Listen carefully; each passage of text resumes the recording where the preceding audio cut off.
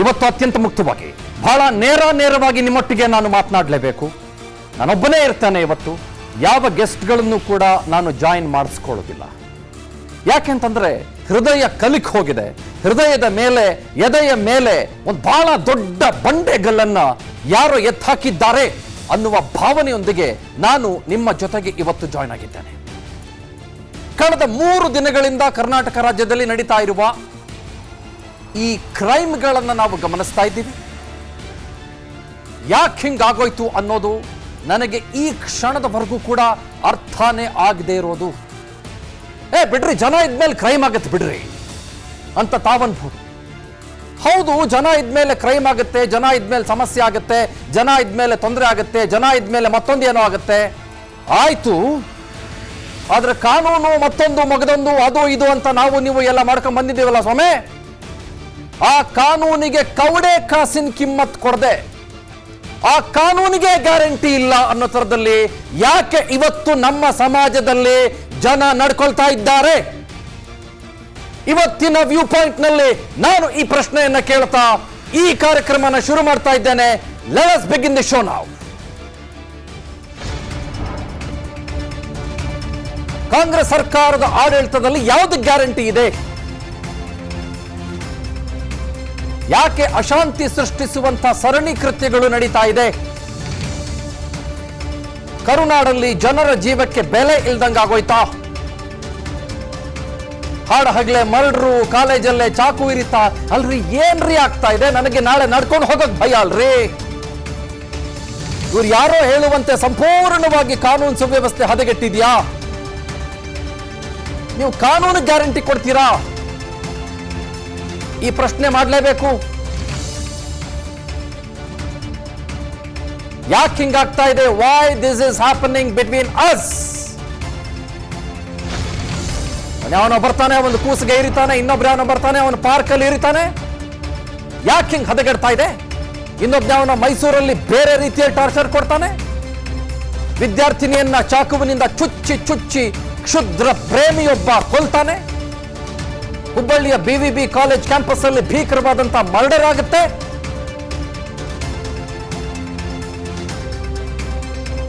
ಮೊದಲ ಇನ್ಸಿಡೆಂಟ್, ಮೊದಲ ಕೇಸ್ ನಿಮ್ಮ ಮುಂದೆ ಇಡ್ತಾ ಇದ್ದೀನಿ ನಾನು. This is inhuman. ಯಾವನು ಇದನ್ನ ಯಾವ ಕಾರಣಕ್ಕೂ ಯಾವ ಹಂತದಲ್ಲೂ ಕೂಡ ಸಮರ್ಥನೆ ಮಾಡ್ಕೊಳಕ್ ಬಂದ್ರೆ ಅವನು ಮನುಷ್ಯನೇ ಅಲ್ಲ. ಗಮನಿಸಿ, ಹುಬ್ಬಳ್ಳಿಯ BVB ಕಾಲೇಜಲ್ಲಿ ಏನಾಯ್ತು? ನಾನು ಎಲ್ಲ ಕೇಸಸ್ಗಳನ್ನು ನಿಮ್ಮ ಮುಂದೆ ಇಡ್ತಾ ಹೋಗ್ತೀನಿ. ಘಟನೆ ನಂಬರ್ 1, ಹುಬ್ಬಳ್ಳಿಯ ಕಾಲೇಜ್ ಕ್ಯಾಂಪಸ್ ಅಲ್ಲಿ 11 ಸಲ ಚಾಕುವಿನಿಂದ ಒಂದು ಪುಟ್ಟ ಕೂಸಿಗೆ, ಮಾಸ್ಟರ್ಸ್ ಮಾಡಿದಂತ ಮಗುವಿಗೆ, ಹೆಣ್ಣು ಮಗಳಿಗೆ ಚುಚ್ತಾನೆ. ಪರಮ ಪಾಪಿ, ನೀಚ, ಪರಮ ವೈರಿ, ಅಧಮ, ರಾಕ್ಷಸ, ರಕ್ಕಸ, ನಾಲಾಯಕ್ಕವನು, ಯಾವುದಕ್ಕೂ ಉಪಯೋಗಕ್ಕೆ ಬಾರದವನು, ಮನುಷ್ಯತ್ವಕ್ಕೆ ಅವನು ಖಂಡಿತವಾಗ್ಲೂ ಕೂಡ ಸಲ್ಲದೆ ಇರುವಂಥವನು. ನಾನು ಬ್ರೂಟಲಿ ಆನೆಸ್ಟ್ ಆಗಿ ಹೇಳ್ಬಿಡ್ತೇನೆ. ಇದು ಘಟನೆ ನಂಬರ್ 1. ನೇಹಾ ಹಿರೇಮಠ ಅನ್ನುವ ಹೆಣ್ಣು ಮಗಳ ಮೇಲೆ ನಡೆದಂತ ದಾಳಿ ನಂಬರ್ 1 ಗಮನಿಸಿ. ನೆಕ್ಸ್ಟ್ ಮುಂದಕ್ಕೆ ಹೋಗೋಣ.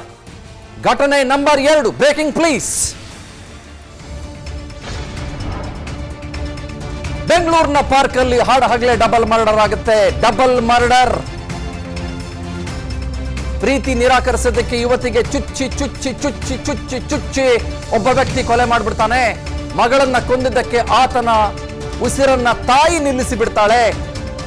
ಯಾರೋ ನನ್ನ ಮಗಳು ಚುಚ್ಚಿಯ ಅನ್ಬಿಟ್ಟು ತಾಯಿ ಗೀತಾ ಅನ್ನೋಳು ಆ ಹಂತಕನ ಮೇಲೆ ಕಲ್ಲು ಎತ್ತು ಹಾಕಿ ಸಾಯಿಸಿ ಬಿಡ್ತಾರೆ. ಇಲ್ಲಿ ಒಂದ್ ಕಡೆ ಆ ಅನುಷಾ ಅನ್ನುವವಳನ್ನ ಕಳೆದುಕೊಂಡು ತಾಯಿ ಪಾಪ ಅನಾಥರಾಗ್ತಾರೆ. At the same point in time ಆ ತಾಯಿ ಒಬ್ಬನನ್ನ ಮರ್ಡರ್ ಮಾಡಿ ಜೈಲು ಪಾಲಾಗ್ತಾಳೆ. ಮತ್ತೊಮ್ಮೆ ಆ 46 ವರ್ಷದವನು ಅವನ ಹೆಂಡತಿ ಮಕ್ಕಳನ್ನ ದೂರ ಮಾಡ್ಕೋತಾನೆ, ಅವನ ಮನೆಯನ್ನ ದೂರ ಮಾಡ್ಕೋತಾನೆ. ಇದು ನಾನು ಕಾನೂನು ಅಂತ ಕೇಳಲೇಬೇಕು. ಇಷ್ಟು ಸ್ವೇಚ್ಛಾಚಾರ ಹೇಗೆ ಬಂತು ಅಂತ ಕೇಳಲೇಬೇಕು. ಈ ಘಟನೆ ನಡೆಯೋದು 4:15 4:30 PM Sarakki Shiva temple park. 5 ವರ್ಷಗಳಿಂದ ಇವರ ನಡುವೆ ಗಲಾಟೆ ನಡೀತಾ ಇರುತ್ತೆ, ಸಮಸ್ಯೆ ಇರುತ್ತೆ. ಬೆಳಗ್ಗೆ ಕೂಡ ಪೊಲೀಸ್ ಸ್ಟೇಷನ್ ಮೆಟ್ಲು ಹತ್ತಿರ್ತಾರೆ. ನೀವು ಕೇಳ್ಬೋದು, ಅಲ್ಲಪ್ಪ ಯಾರೋ ಎಲ್ಲೋ ಚುಚ್ಕೊಂಡ್ಬಿಟ್ರೆ ಅದಕ್ಕೆ ಯಾರು ಹೆಂಗ್ ಕಾರಣ ಆಗ್ತಾರೆ ಅಂತ ನೀವು ಕೇಳ್ಬಿಡ್ಬೋದು ಒಂದು ಪ್ರಶ್ನೆಯನ್ನ. ಯಾರೋ ಎಲ್ಲ ಚುಚ್ಕೊಂಡಿರೋದಲ್ಲ, ಅದೆಲ್ಲವನ್ನು ಗಮನಿಸುವುದಕ್ಕೆ ಇಲಾಖೆ ಅಂತಿರುತ್ತೆ ಮತ್ತು ಇಲಾಖೆಯ ಮೇಲೆ ಭಯ ಬರಬೇಕಾಗತ್ತೆ. ನಾನೇನೋ ಕುಕೃತ್ಯವನ್ನ ಬೆಳಗಿನ ಜಾವ ಅಥವಾ ರಾತ್ರಿ ಅಥವಾ ಮತ್ತಿನ್ಯಾವಾಗ್ಲೂ ನಾನು ಫಿಟ್ ಆಫ್ ರೇಜ್ ಅಲ್ಲೋ ಮತ್ಯಾವಾಗ್ಲೂ ನಡೆಸಿದ್ರೆ ನನ್ನನ್ನ ಈ ಕಾನೂನು ಸುಮ್ಮನೆ ಬಿಡೋದಿಲ್ಲ. ನನ್ನನ್ನ ಯಾವ ಕಾರಣಕ್ಕೂ ಕಾನೂನು ಸುಮ್ಮನೆ ಬಿಡುವುದಿಲ್ಲ ಅನ್ನುವ ಭಯ ಬರಬೇಕಾಗತ್ತೆ ಅವನಿಗೋ. ನಾನು ಸಿಗ್ದವ್ರಿಗೆ ಚುಸ್ತೀನಿ, ಸಿಗ್ದವ್ರಿಗೆ ಹೊಡಿತೀನಿ, ಸಿಗ್ದವ್ರಿಗೆ ನಾನು ಗನ್ ಪಾಯಿಂಟ್ ಅಲ್ಲಿ ನಾನು ಗುಂಡಾರಿಸ್ತೀನಿ, ಸಿಗ್ದವನ್ ತಲೆ ಮೇಲೆ ಬಾರಿಸ್ತೀನಿ, ನಾನು ಸಿಗ್ದವನ್ ಹಿಡ್ಕೊಂಡು ಪರಿಸ್ತೀನಿ ನಾನು ಅಂತ ಹೇಳ್ಕೊಂಡು ಕೂತ್ಕೊಳ್ಳೋದಕ್ಕೆ ನಾವು ಅರಾಜಕತೆ ಸೃಷ್ಟಿ ಮಾಡ್ಕೊಂಡು ಕೂತಿಲ್ಲ. ಇದು ನಾವು ನೀವು ಅರ್ಥ ಮಾಡ್ಕೊಳ್ಬೇಕಾಗಿರೋದು ಇವತ್ತು. ಒಂದನೇ ಘಟನೆ ಗಮನಿಸಿದ್ರೆ, ಎರಡನೇ ಘಟನೆ ಗಮನಿಸ್ತಾ ಇದ್ದೀರಿ. ಬೆಂಗಳೂರಿನ ಸಾರಕ್ಕಿ ಮಾರ್ಕೆಟ್ ಹತ್ರ ನಡೆದಂತ ಘಟನೆ ನಿಮ್ಮ ಕಣ್ಣ ಮುಂದೆ. ಘಟನೆ number 3. Let's go for the breaking update ನಾವು. ಗದಗದಲ್ಲಿ ಒಂದೇ ಕುಟುಂಬದ 4 ಜನರನ್ನ ಭೀಕರವಾಗಿ ಹತ್ಯೆ ಮಾಡಲಾಗುತ್ತೆ. ರಾತ್ರಿ ಮನೆಗೆ ನುಗ್ತಾರೆ. ಮಲಗಿದ್ದ 4ರನ್ನ ಭೀಕರವಾಗಿ ಕೊಲೆ ಮಾಡಲಾಗುತ್ತೆ. ಮಲಗಿದ್ದವರ ಕತ್ತನ್ನ ಸೀಳಿ ಕೊಂದು ದುರುಳರು ಎಸ್ಕೇಪ್ ಆಗ್ತಾರೆ.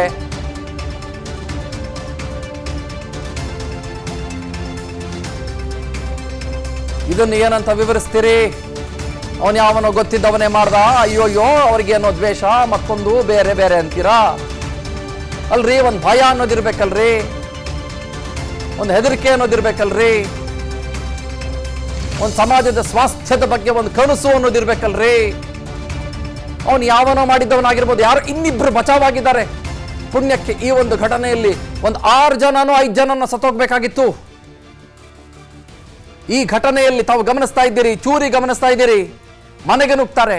ಮಲಗಿದ್ದ 4 ಜನರನ್ನ ಸಟ್ ಅಂತ ಕತ್ತು ಕುಯ್ದು ಸಾಯಿಸಿ ಬಿಡ್ತಾರೆ. Can you believe this? ಅದು ಒಂದೇ ಕುಟುಂಬದವರು. ಅದ್ಯಾವ ದ್ವೇಷ? ಪರ್ಸನಲ್ ದ್ವೇಷ, ಮತ್ತೊಂದು ದ್ವೇಷ, ಇನ್ನೊಂದು ದ್ವೇಷ, ಐ ಡೋಂಟ್ ನೋ. ನಾಳೆ ಮತ್ತೊಂದೇನೋ ಘಟನೆ ನಡೆದರೆ ಅದು ವೈಯಕ್ತಿಕ. ಆಮೇಲೆ ಅದಕ್ಕೆ ಕೊಡುವ ಸ್ಟೇಟ್ಮೆಂಟ್ಗಳು ಇನ್ನೂ ತನಿಖೆನೇ ನಡೆಯದೆ. ಫಾರ್ ಎಕ್ಸಾಂಪಲ್ BVB ಕಾಲೇಜ್, ನಾನು ಬಹಳ ನೇರವಾಗಿ ಹೇಳ್ತೀನಿ, ಖಂಡ ತುಂಡವಾಗಿ ಹೇಳ್ತೀನಿ. ನಾನು BVB ಕಾಲೇಜಿನ ಆ ಹೆಣ್ಣುಮಗಳ ವಿಷಯ ತಗೊಳ್ಳೋಣ, ಆ ಹೆಣ್ಣು ಕೂಸಿನ ವಿಷಯ ತಗೊಳ್ಳೋಣ. ಓಕೆ, ಅದೇನೋ ಪರ್ಸನಲ್, ಓಕೆ ಫೈನ್, ಪರ್ಸನಲ್ಲೇ ಅಂತಾನೆ ಅನ್ಕೊಳ್ಳೋಣ ರೀ. ಆಯ್ತ್ರಿ, ನಾನು ಒಂದು ಕ್ಷಣಕ್ಕೆ ಪರ್ಸನಲ್ ಅಂತ ಅನ್ಕೊಳ್ತೀನಿ. ಆ ಹೆಣ್ಮಗಳದು ಚುಚ್ಚಿ ಪರ್ಸನಲ್ ವಿಷಯಕ್ಕೆ ಕೊಲೆ ಮಾಡೋದಕ್ಕೆ ಅವಕಾಶ ಮಾಡಿಕೊಟ್ಬಿಡ್ತೀರಾ? ಮಾತಾಡುವಾಗ ಒಂದು ಸ್ವಲ್ಪ ನಾಲ್ಗೆ ಮೇಲೆ ಹಿಡಿತಾ ಬೇಡ? ಮಾತಾಡುವಾಗ ಏನ್ ಮಾತನಾಡ್ತಾ ಇದ್ದೀನಿ ಎನ್ನುವ ಜ್ಞಾನ ಬೇಡ? ಅದ್ಯಾರೇ ಆಗಿರ್ಬೋದು, ಹೂಎವರ್ ಇಟ್ ಮೇ ಬಿ. ಯಾರ್ಯಾನ ಅಫೇರ್ ಅಂತೆ ಇಷ್ಟೊಂದು ಉಡಾಫೆತನವ, ಇಷ್ಟೊಂದು ಬಿಟ್ಟು ಬಿದ್ದುಬಿಡ್ತಾ ಕಾನೂನು? ಇಷ್ಟೊಂದ ಅಲ್ವಲ್ಲ? ಹಿಂಗೆಲ್ಲ ಮಾತಾಡಬಾರ್ದಲ್ವಾ?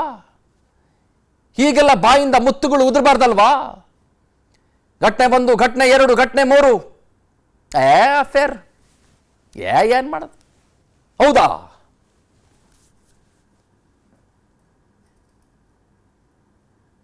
Let's go to the incident number 4 ನಿಮ್ಮ ಮುಂದೆ. ಈಗ ಮೋದಿ ಪರ ಹಾಡು ರಿಲೀಸ್ ಮಾಡಿದ್ದಕ್ಕೆ ಯುವಕನ ಮೇಲೆ ಹಲ್ಲೆ.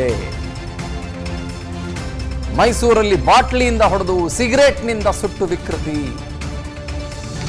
ಅಪರಿಚಿತ ಮುಸಲ್ಮಾನ ಯುವಕರ ಗುಂಪಿನಿಂದ ಡೆಡ್ಲಿ ಅಟ್ಯಾಕ್.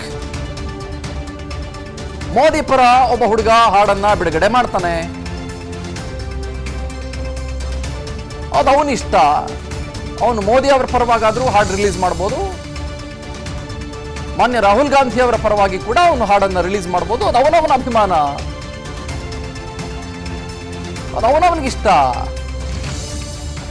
ಇವನು ಯಾವನ ಬಾಟ್ಲಿಂದ ಹೊಡಿತಾನೆ, ಸಿಗರೇಟ್ ಇಂದ ಸುಟ್ಟು ವಿಕೃತಿ ಮೆರಿತಾನೆ, ಏನೋಲೇ ಮೋದಿ ಪರ ಆಡ್ಬಿಡ್ತೀಯನೋಲೇ ಅಂತಾನವನು. ಯಾಕಪ್ಪ, ಯಾಕೋ? ಆ ಹುಡುಗ ಮಾತಾಡಿದ್ದಾನೆ, ಅದನ್ನು ಒಂದ್ಸಲ ಕೇಳಿಸ್ಕೊಂಬಿಡೋಣ ಅಂತ ನಾನು ಭಾವಿಸ್ತೇನೆ. Let us listen. ಎಲ್ಲೂ ಹೋಗಲ್ಲ. ಸರ್ ಏನಾಯ್ತು ಸರ್? ಎಲ್ಲಿ ಸರ್? ಸರ್ ಅದು ನಾನು ಗೌರ್ಮೆಂಟ್ ಗೆಸ್ಟ್ ಹೌಸ್ ಹತ್ರ ನಾನು ಆ್ಯಕ್ಚುಲಿ ಲಾಸ್ಟ್ ವೀಕು ಒಂದು ಸಾಂಗ್ ಮೋದಿ ಸಾಂಗ್ ರಿಲೀಸ್ ಮಾಡಿದ್ದೆ.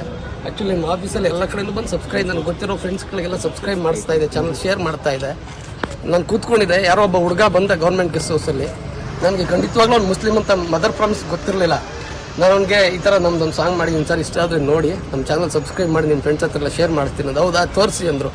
ತೋರಿಸ್ದೆ ಸಾಂಗ್, ನೋಡಿಬಿಟ್ಟು ಚೆನ್ನಾಗಿದೆ ತುಂಬ ಸಾಂಗು, ನನ್ನ ಫ್ರೆಂಡ್ಸ್ ಹತ್ರ ಮಾಡಿಸ್ತೀನಿ ಬನ್ನಿ ಅಂತ ಕರ್ಕೊಂಡು ಹೋದ್ರು. ಅಲ್ಲಿ ಒಳಗಡೆ ಕರ್ಕೊಂಡು ಹೋಗ್ಕೊಂಡು ಒಬ್ಬ ಬಾಯಿ ಮುಚ್ಕೊಂಡು ಹಿಂದೆಯಿಂದ ಕೈ ಹಿಡ್ಕೊಂಡು ಅಂತೆಲ್ಲ ಕೆಟ್ಟದಾಗೆಲ್ಲ ಬೈದು ಪಾಕಿಸ್ತಾನ್ ಜಿಂದಾಬಾದ್ ಅಂತ ಕೂಗು ಅಂದರು. ಅಲ್ಲಾಹು ಅಕ್ಬರ್ ಕೂಗು, ಮೋದಿ ಬಗ್ಗೆ ಸಾಂಗ್ ಮಾಡಿದ್ದೆ, ನಿನ್ನ ಇಲ್ಲ ಸಾಯಿಸ್ತೀವಿ ಕೂಗ್ತೀಯ ಇಲ್ವಾ ಅಂತೇಳಿ ನನ್ನ ಕೈಯಲ್ಲಿ ಒಂದು ಫೋಟೋ, ಶ್ರೀರಾಮನ್ ಫೋಟೋ ಫ್ಲಾಗ್ ಎಲ್ಲ ಇತ್ತು, ಅದನ್ನೆಲ್ಲ ಕಿತ್ತು ಅದ್ರ ತಲೆ ಮೇಲೆ ಬಿಯರ್ ರಿಸರ್ಚ್ ಮಾಡಿ ಇಷ್ಟೊಂದೆಲ್ಲ ಹೊಡೆದಿದ್ದಾರೆ ಸರ್. ನೋಡಿ ಇಲ್ಲೆಲ್ಲ ಬಾಟ್ಲೆಲ್ಲ ಕುಯ್ದಿದ್ದಾರೆ, ಸಿಗರೇಟ್ ಅಲ್ಲೆಲ್ಲ ಟ್ರೀಟ್ಮೆಂಟ್ ಕೊಡ್ಸೋಣ ಫಸ್ಟ್. ಮೈಸೂರೇ ಮೆಲ್ಲಣಿ. ನಿಮ್ಮ ಹೆಸರು? ರೋಹಿತ್ ರೋಹಿತ್. ಫಸ್ಟ್ ಅವ್ರಿಗೆ ಟ್ರೀಟ್ಮೆಂಟ್ ಕೊಡ್ಸೋದು, ಆಮೇಲೆ ನಿಮ್ದೇನೇ ಮಾತಾಡ್ತಾರೆ ಮಾಡಿ. ಗ್ರೂಪ್ ಫಸ್ಟ್ ಗ್ರೂಪ್ ಶೇರ್ ಮಾಡಿ. ಇಲ್ಲ ಇಲ್ಲಿದೆ, ನಾನು ಕೊಡ್ತೀನಿ ಮಾಡಿ.